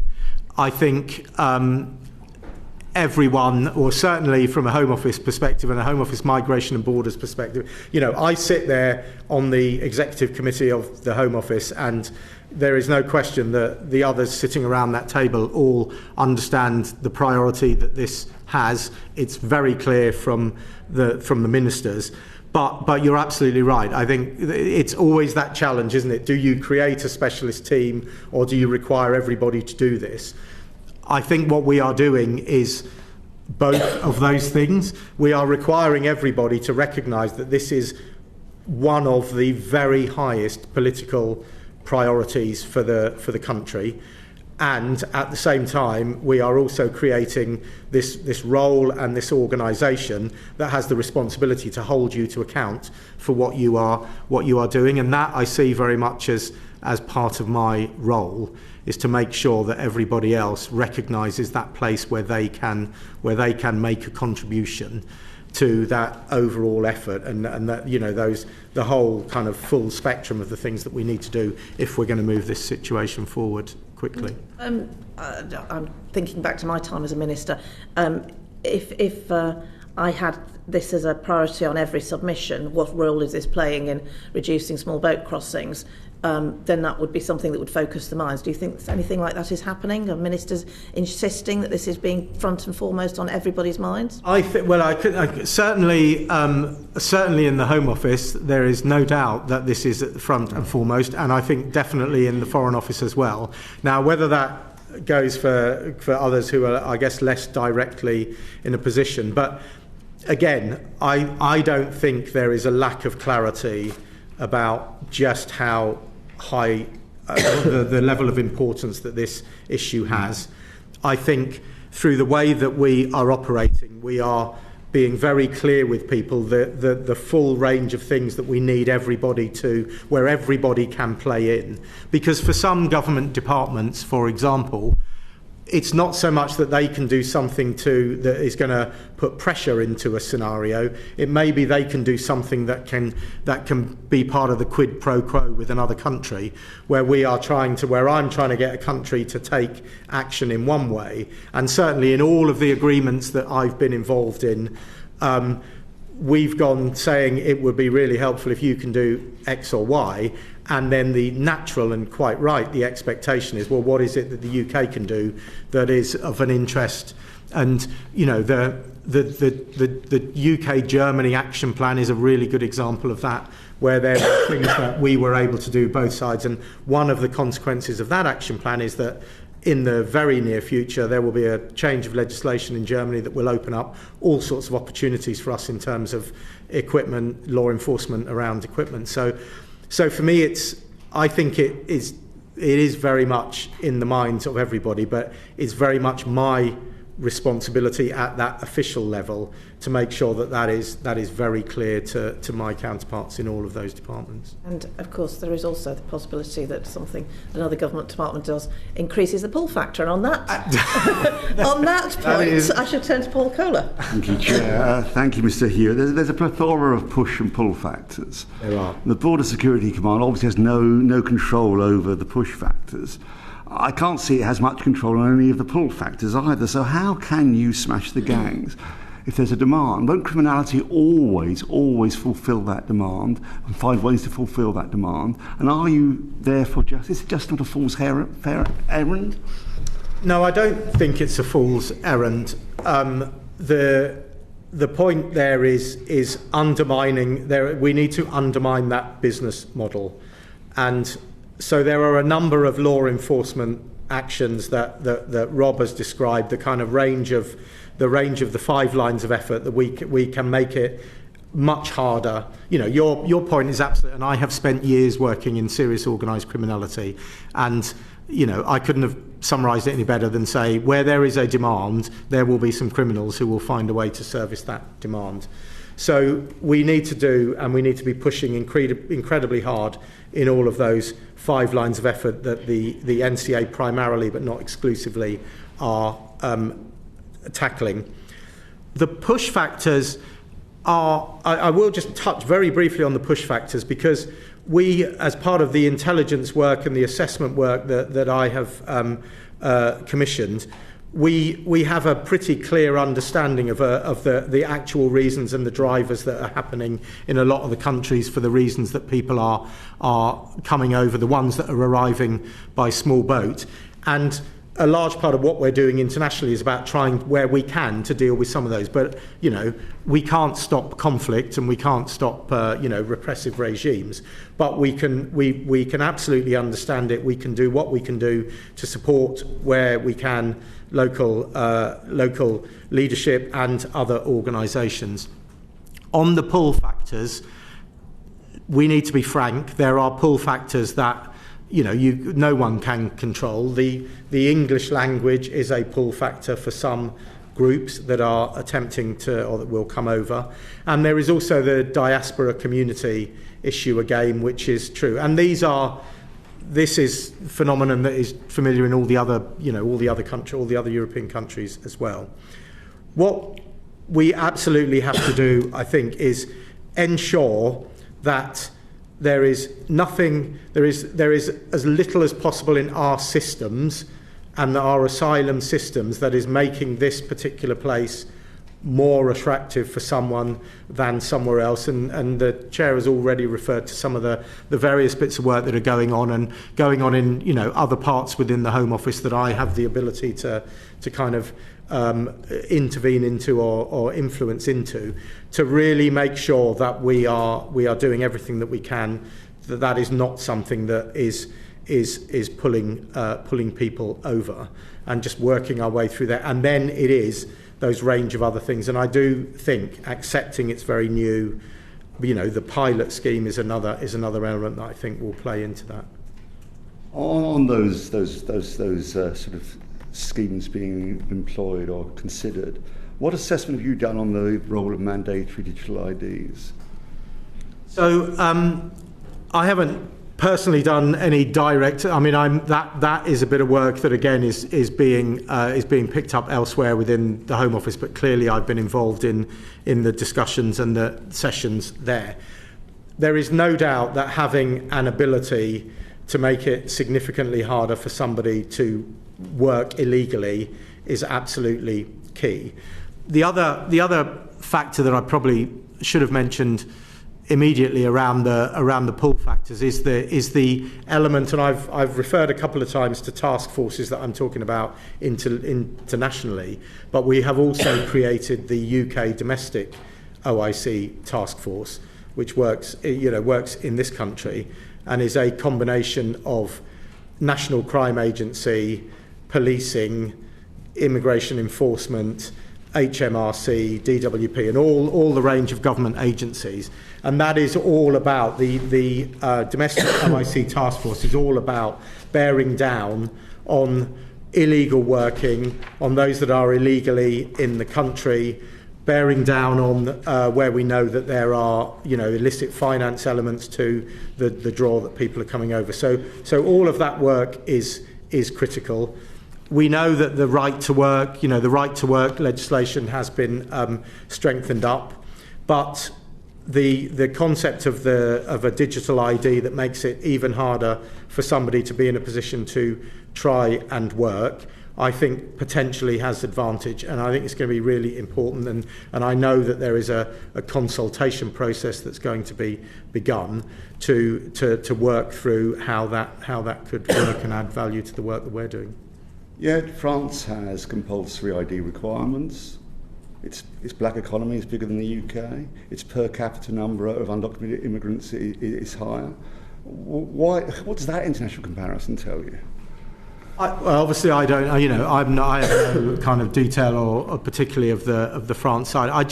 From my perspective, it is about doing everything that is available to be done to prevent someone feeling and someone being fed the line by a smuggler that if you get over there, you will be able to do, you'll be able to work, you'll be able to do what you want to do.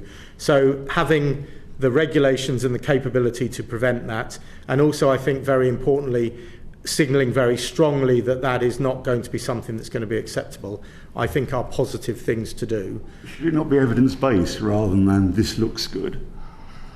Should it not be evidence-based rather than this looks good? And I imagine that out through the consultation process that element will emerge. There is a consultation process that's going to, but it feels that like there is a potential there that it could add value. I don't know the international comparisons specifically around digital ID or any other form of ID. Well, let's ask my next question. Yeah, so because we've got Chris and Margaret, but I just wanted to ask as well. So it's already illegal to employ somebody who is undocumented. I mean, surely a deterrent, a reduction in the pull factor would be some very serious and high-profile arrests and fines, and employers being made to pay for this. I mean, if it's not enforced, doesn't really matter if you've got digital ID or not. It's the enforcement surely that matters, and it's already a crime. So why is that not happening? I agree with that. Go on, you go. Yeah, so there's activity underway. I mean, it's a very good point. And part of the domestic task force is police, HMRC, NCA out on the ground. We've seen the first element of that, which was Organised, which got a lot of publicity because of links to barbershops. So shops which are appearing in the high street, which have got a high turnover of cash and are engaging in the grey economy, are being targeted more and more. And that is part of applying the pressure with existing legislation, because it is a point well made. It's making the most out of the current opportunity to bear down on that, and you will see more of that from the domestic task force over the next few weeks. But there's also the risk of the vulnerable that are being exploited, that are actually victims of modern slavery. I mean, this needs to be joined up, and actually it needs to be some very high profile, big fines, big sentences, but victims also being protected. Correct. Chris Murray. I just wanted to come in on the point about analysis of the pull factors. There's a lot of information out there now with with social media and with the diversity of the flows and just modern technology. And there's a lot of analysis being done of that in sort of the private sector. How much of that information threat assessment is actually getting into the Home Office and affecting in real time the decisions that you're taking? Are you confident that on immigration enforcement you've got the sophistication to do that in the way that we have in things like other kinds of organised crime and terrorism in particular? Yeah, I would say there's a huge amount of work that, and again, it's one of the things that we have developed since the BSc coming in, is about pulling all of those opportunity or all of that information together in a way that we can use it to inform our decision making. And so we've produced a number of those assessments, and you're quite right, it's the open source intelligence is really significant as well, and that is an area where we are very much in a place of working through the process of how you do very similar as you've just described into other threat areas, because lots of this exists there in open source. And it's also so key because so much of that pull factor is the kind of narrative that's being pushed out there by the smugglers. It sounds like you're saying you recognise it. It's developing. It is developing, yeah, and it needs to develop further. Yeah, and are there plans to do that? Yeah, there are plans, and part of our overarching plan is really, and particularly picking in on the open source side as well, but working across all of the intelligence gathering capabilities that we've got to bring together the most comprehensive picture that then allows us to identify, because that feeds entirely back into how I am able to look against the plan and the range of options that we're trying to, or the things that we're delivering in the plan, what the outcome is. And therefore that links me very much back into the finance side as well, because what I need to be doing is financing those things that we are actually seeing a direct outcome. And so that process, the whirring around process of really understanding where it's having an impact, are we pushing in the right place? Because the whole, we all understand that the organised criminals will constantly adapt. They are incredibly adaptable, and we need to be able to understand that, and then we need to be adapting ourselves in terms of the tactics and where we're pushing our efforts. Margaret. Yeah, following on from what the Chair said, I'm a firm believer that if a pull factor to the UK is it'd be quite easy to do illegal working, and let's be honest, we're not going to name them, but we'd all know who they are. Yes. So the enforcement. But what worries me is with the ID cards, there's a kind of narrative beginning to grow for the public that if we bring them in, that will help with the small boat crossings. And I don't know if Rob has an opinion on this. I'm sure organised crime will work a way around that as we move forward, if we do go forward with that. I just wonder what you think. I'll go before Rob. I guess, and I've said this a number of times, but it is a really key point, and it is a really key element of the way that I approach. There is no one thing, and it's what I find quite frustrating, and it'll emerge in the media where an idea gets pushed forward, and this is the idea that's going to, it's very, very clear. This is sophisticated, long been working organised criminality that is adaptable, and you have a demand, as we've already said.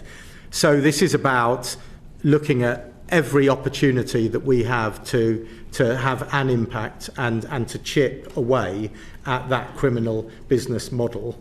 And is any one thing happening going to change that entirely? No, but it makes it harder. It's constantly making it harder. And if you are really bearing down on illegal working, and people are seeing law enforcement activity around illegal working, and people are being dealt with very visibly for that, because so much of this is about what is visibly out there in terms of people's perceptions, then that's another thing that we should be doing. So I do kind of support it, but I don't know whether Rob... No, thank you. So we haven't seen anything yet specifically in terms of organised crime's response to these proposals. We may start to see that as the consultation gathers pace and people talk about it more. But just a general point around fixing identity and crime, that is generally a good thing, because the reason fake ID cards, the reason fake driving, all of these things exist for people to operate under a different identity to break the law. So things that are double down and make it harder for that are generally a good thing in terms of tackling crime. But time will tell as the consultation develops and as people start to consider this, whether we start to get intelligence around what people think of this. It's another opportunity for the criminals. They can have fake digital ID as well. Belle. There are other countries in Europe that have, not digital, they have physical ID cards and some digital, and they still have exactly the same issue. So what's so different and special about ours? As I say, I'm not directly leading the bit of work that's looking directly at that, and I understand your point. It was the point that Mr. Kohler made as well about France. Again, it feels to me that having that ability to further put pressure, particularly around illegal working, seems to me to be a positive. That then has to be absolutely supported by the kind of law enforcement, and I think that is exactly what we are doing through the UK organised immigration crime task force. But I think we do need to work. It needs to work through the consultation process and look exactly at how it will develop. I'm conscious of time. I know you've not got much longer, and we have got an inquiry on the role digital ID might play in this. So any evidence you want to submit would be gratefully received, and we'll obviously be taking evidence on this in the not so distant future. But I think if we can move on, Paul Kohler. There's two more questions I want to ask you on. One, there's been a welter of spending announcements, and government, when all else fails, tends to reach for its chequebook and throw some money at the problem. How are you making sure that money is used strategically and judging the effects of that money spent? So, is it worth me just talking through exactly where I am financially from the command, or I can talk about how I'm managing it? No, just on broad. I want to hear how you're actually managing. Right. Yeah. So there was a budget identified for Border Security Command when I came in, and as I said at the beginning, that budget was then extended to cover 24-25, and then we also had the additional 100 million from the reserve in this year. I have put together, and all of that funding is coming in for border security, and to Border Security Command or for border security. The vast majority of that funding I am then distributing out to other parts of the system, because that's where the actual delivery is taking place. So I have a team working for me within Border Security Command who are managing all the finance and the financial accountability processes, and obviously my processes then work up into the Permanent Secretary's accounting officer responsibilities in the Home Office. But the original, the core budget 175, that is 101 of that is going to NCA for capability and operations. I don't need to know where the money's going. Right, okay. I want to understand how you actually determine where best to use the money and make sure you're getting value for money. So that links precisely into my single integrated plan. The plan is identifying all of those activities that we believe are the activities that will get us to where we need to get to. The funding and the funding allocation, be it in the core 175 or the additional 100, is allocated to allow us to deliver against the actions that are in those plans. I then have the team that is working up and managing the finance from my perspective. As I say, most of that money goes out. A significant part of that goes with the NCA, and we've now developed a joint team working to manage that money. First point, so then when you manage the money, you then have to manage the outputs to ensure that you are getting what you are paying for in the money, be that technology, be that people, whatever it may be. And that stage of the process is what works within what I've just described. Then your role. That's your role. My role, yeah. And my team is managing, and I am responsible for that budget, and then ultimately up to the Permanent Secretary, who is responsible as the accounting officer for that budget. So that is very clear, and that is me ensuring that the money, either within the Home Office or other departments or CPS or the NCA, is accounted for, and I can see the output. The real challenge, and this is where we've done and are doing a lot of work, is taking that to the next stage, which is identifying the outcome and making sure that the money that I am allocating and what that is buying is then having an outcome at the other end. And we've been doing a considerable amount of work with the Home Office analysis and insight, the sort of statistical side within the Home Office, to really work up the methodology about how we are able to quantify in outcome terms the money that we are spending. I see from last night's letter that you say there's some 5,000 people employed in border security system. The overall system, that's the overall system. Of which 1,000 are directly funded by your command. He who pays the piper, 80% of the people in the system aren't directly funded via the command. How do you actually make sure you're getting that 80% to do what you want them to do? Well, I mean, the reality is, I don't think it's a practical way of trying to operate that only the people that I'm paying for are delivering what we need to deliver. The money that I have been given is really about allocating that to the most significant elements that will deliver against my plan. The remainder, the management of that is working through my governance arrangements and my governance arrangements as the Border Security Commander to make sure that the various parts of the system are delivering what I need them to deliver against the sort of the taskings that I'm putting out there. So I don't think we will ever would be in a position that it was purely based around directly funding. The funding that I do have needs to be targeted at those things that are the most significant, and I'm the most confident will deliver the not only the outputs but the outcome, and then the rest of the system I have to manage through my governance arrangements. Finally, I want to return to a question I've asked Mr. Jones about in private session in the past, this smashing the gangs. We've been trying to smash the drug gangs for decades and decades and failed. And at a previous session, the Director General of the NCA said, the difference is the infancy. The infancy of the gangs makes it easier. And as I've put to Mr. Jones in the past, he has said in the Times, the infancy of the gangs makes it more difficult. Can you explain that conundrum in public session and convince me this time? So it's very simple. So I've compared the comparisons to the drugs market. There's two levels to that. First thing is the drugs market has been established for many, many years. You know, it's really the 70s that drugs exploded, and the enforcement effort began with the Misuse of Drugs Act in 1971. That involves hundreds of thousands of people internationally in many, many different countries and produces billions.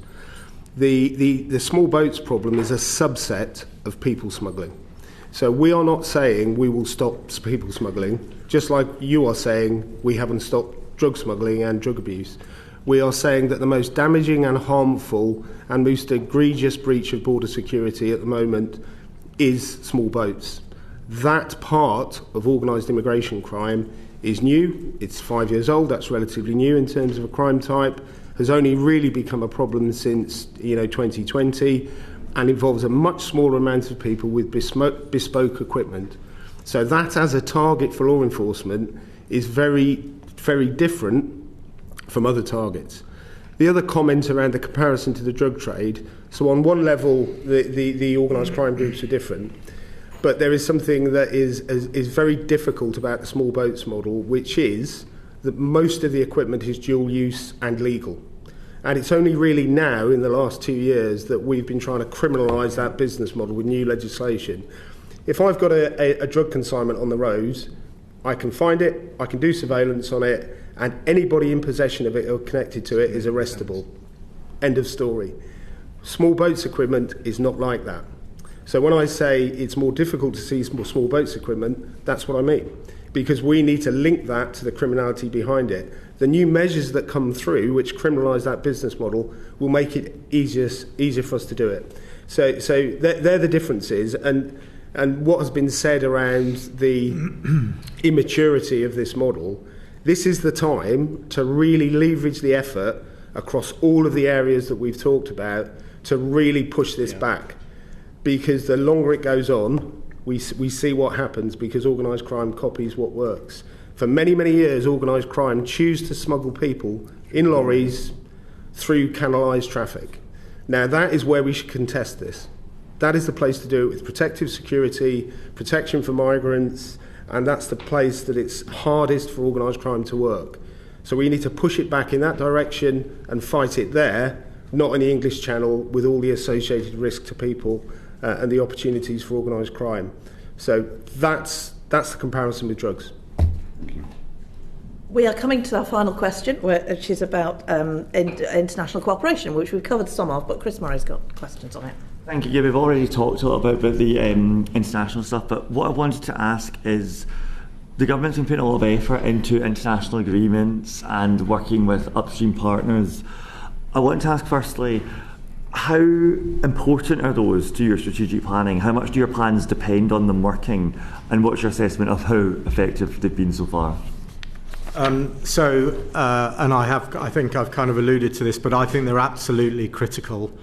This is the only way that we can deal with this situation, is to work in collaboration with other countries. There's a range of agreements. So since I have come in, the Calais group, which is France, Belgium, the Netherlands, and Germany, group met December of 24 when I was relatively new in the role, and there were a range of actions and a range of activities that came out of that group which are effective and are constantly being kind of pushed forward. I've talked about the Germany action plan, which is really key, and particularly once their legislation changes, I think will make a significant difference, and I think come to the points that were being raised in the last question. There are other international agreements around working. When I first arrived, I was in Iraq and Kurdistan with the Home Secretary, and those were broader agreements around tackling the range of serious and organised criminality, but particularly focusing in and around organised immigration crime. So all of these are really key, and I think what we see from those is and I tried to say it earlier, but you need that top level political engagement to really drive it through with the other country, which I've been absolutely getting in all occasions since in the last year. And then it's about that opens up the systems to work with the systems and to be able to deliver. I think, and I was in that world when we went through the Brexit process, but I think we did retain really good law enforcement cooperation, particularly with European partners. That is incredibly helpful for us. Also working... Did we though? I mean, because that was going to be my next question. Some of the access to databases that we don't have anymore. We're not in Europol and Eurojust in the way that we were. The Dublin system, I mean, these are all having to be reopened, no? Well, I'll let you, because Europol, I mean, I was over in Europol a month or two ago. So we've got more people in Europol than we've ever had. We've increased our footprint there. We work more closely with Interpol than we ever did. So, yes, things changed after exit, but, we've recovered those relationships in terms of law enforcement. And we do more. Are you confident that we're back to where we were on law enforcement? So it's a constant effort to keep up with all of the systems that are in use in the EU, but we work very effectively with them, and we've mitigated the impact through a variety of methods. And one of them is through Interpol. One of them is through more people on the platform in Europol. Yeah.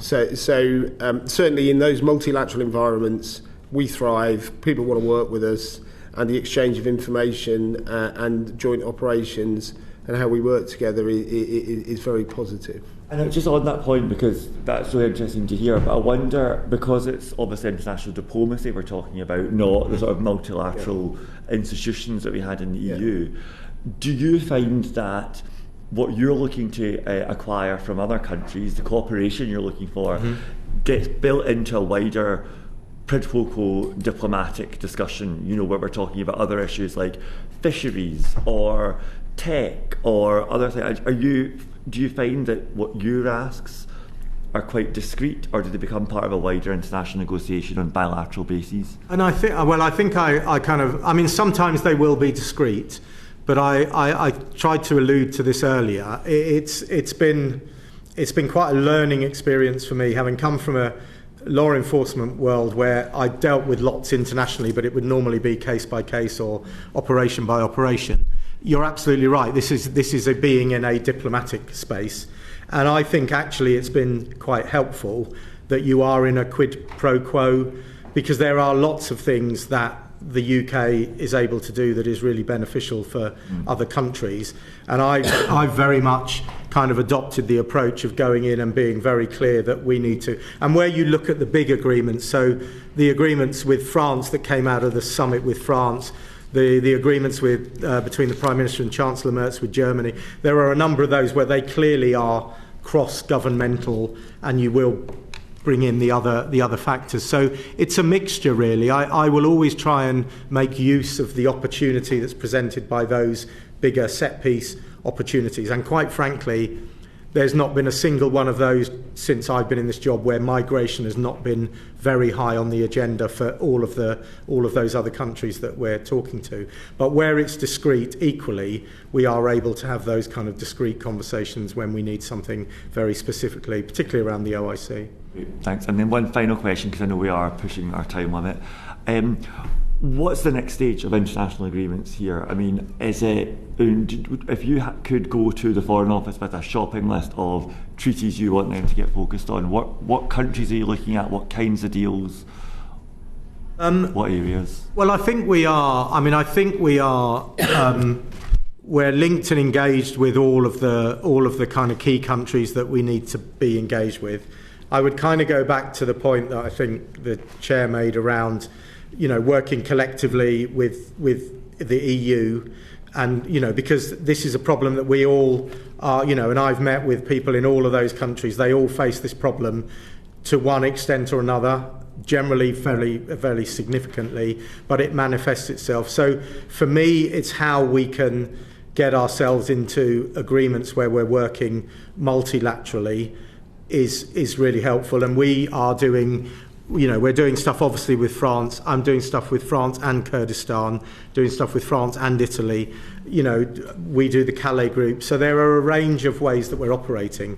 But I think the more that we can get into a space where we're not doing repeated bilateral seems to me to be something that I think would be really beneficial. Sorry, this is my final question. Do you feel that sometimes there are groups of countries operating together? I'm thinking of the EU, but it could be other ones that we're not in that you would like to break into. I'm not trying to realistically Brexit. I'm just trying to understand other groups of countries that work together that we should be with. Yeah, as I say, I think that Calais group we are. The ones that I was with yesterday, the Balkan region, the Balkan Six work really well, but we are very much part of that. And as I said, I was chairing one of the meetings a week ago today. So there's none immediately from my perspective. And the reason that I've kind of designed it in these route-based task forces that allows us to not just work individually with a country, but working with a group of countries that obviously have a common interest. Thank you. Paul Kohler has one final question. One very quick question. Mr. Jones, you were very frank about the fact you've been mitigating the issues post-Brexit. I'm just wondering, can either of you point to any examples where Brexit has helped us control our borders, helped you do your job, helped us reduce the issue of undocumented migrants? And the answer might be you can't. Yeah, certainly not immediately in answer to that. It wasn't something I was anticipating or thinking about in advance. Maybe you can write to us if you can. If I will ponder on that, and I'm very prepared to write. I'm not surprised by that answer. And I thank you very much. I think we've just come in under the time limit that we had. We would appreciate regular updates and particularly seeing data and metrics, because we want you to succeed. We really do want to solve this problem. And I think you won't find a single person around this table or anywhere else who doesn't want this to work. So regular updates would be great, and I'm sure we will see you again soon.